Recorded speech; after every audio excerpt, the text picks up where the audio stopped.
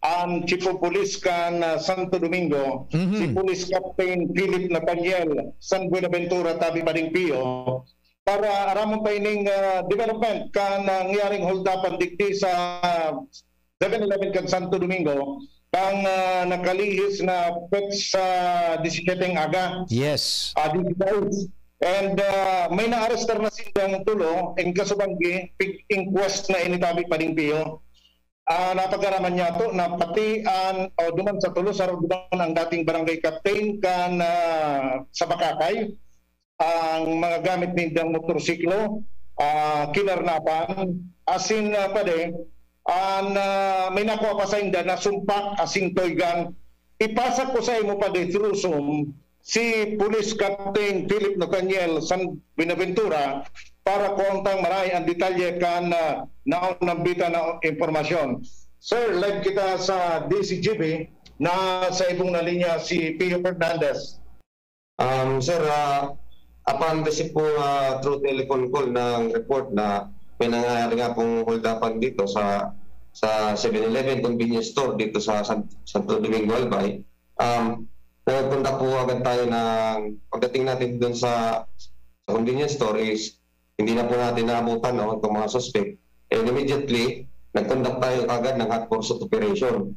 And nireview natin agad yung CCTV footage nitong nasabing establishmento para ma-identify po itong mga suspect po, no. Then nitong alas 2 ng hapon noong March 16 is nahuli nga natin itong si isang suspect sa nangyaring insidente at nagpositibo naman po na itinuro siya ng kanyang mga nabiktima, specifically itong cashier ng 7-Eleven. Then pagkahuli po natin dito sa isang suspect, umamin din po siya at sa kanyang kasalanan at itinuro nga niya po itong dalawa pa niyang kasamahan na nandito nga po sa Bakakay Municipality of Bakakay po. And sa pakikipagtulungan po ng Bakakay Municipal Police Station at ng Albay Provincial Police Office PIO na nahuli nga natin itong dalawa pang suspect. So sinampahan po kagad natin sila ng reklamo through inquest procedure dito sa piskalya nga po. Ini pong nadakot po is si Arnold po Bandola po. And ining sa follow-up operation pa po na aming kinundak, kaibanan po ining Bakakay Municipal Police Station at ng Albay PIU, nadakot pa po ining si Chodorico Celso and si James Cobilla po. Siya po yung unang itinurong positibo sa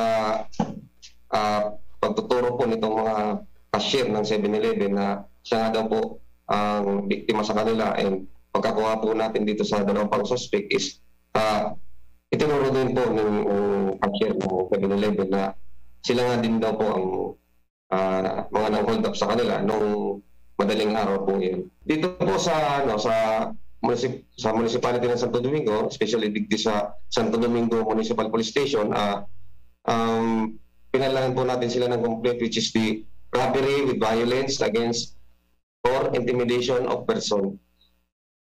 Then yung mga nauna pong mga insidente, especially dito sa insidente po ng pang-hold up at pangkakarna po ng motorsiklo, especially dito po sa First District of Albay, na sila din po ang mga ituturong suspect ng mga kanilang mga biktima is magpapile pa po sila ng mga reklamo po through regular filing po, no, ng mga reklamo nila sa itong mga nahuli nating suspect. Marami pong pumunta dito sa ating istasyon na positibo pong itinuturo din sila na sila din ng suspect sa pambibiktima nga dito sa mga biktima, especially po dito sa munisipyo po ng Bakakay Albay po, no. sa ngayon po, nandito sila sa kustodiya ng Santo Domingo Municipal Police Station. Opo, opo. Sir, ano ang background if you may kan tulo na sospechados? Please, go ahead po. Ini po si certain Pandola is, sabi niya po, na small-time businessman, no? Which is yung po yung nangangalakan, yung mga scrap, repair ng mga electric pan. Ito naman si certain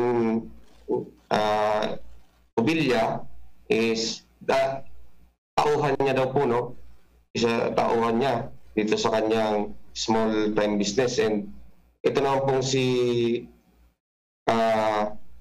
certain Celso is dati pong barangay kapitan dito sa barangay Banaw po. Nagkakahalaga po ng 4,061 pesos itong nakuha nila dito sa 7-Eleven convenience store po. Malakas po ang ating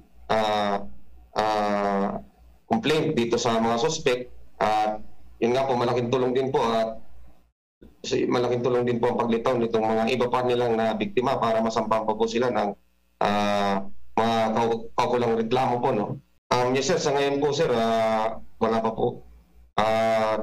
Wala pa po kaming nababalitaan or ano. Mapupunta po ito sa mga nagbigay po ng, kung sakali mo pong meron, is mapupunta po ito sa mga nagbigay po ng impormasyon para matuntun po itong mga suspect natin.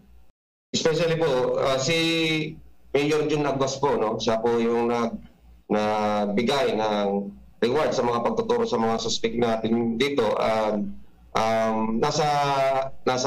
Sa kanya na rin po kung ano po yung criteria na kanyang isiset para po maka-receive yung mga ng mga nagbigay ng impormasyon. Ito ang sinasabi po natin na reward po sa na ipinigay para dito sa nangyaring insidente ito dito sa Santo Domingo Albay.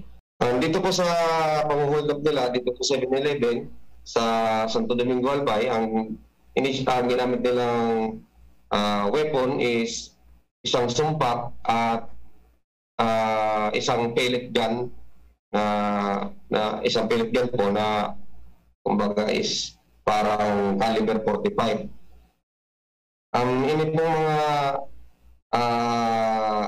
ginamit din ng armas at sa mga motorsiklong na karnap ninda at itong mga nakumpiska nga natin na bala sa kanila is nandito po sa kustodiya po ng Santo Domingo Municipal Police Station. Opo. Sir, salamat, congratulations, and salamat sa informasyon. Yes sir, maraming salamat din po. Maraming salamat po din sa inyong lahat at sa ating tagapakinig po.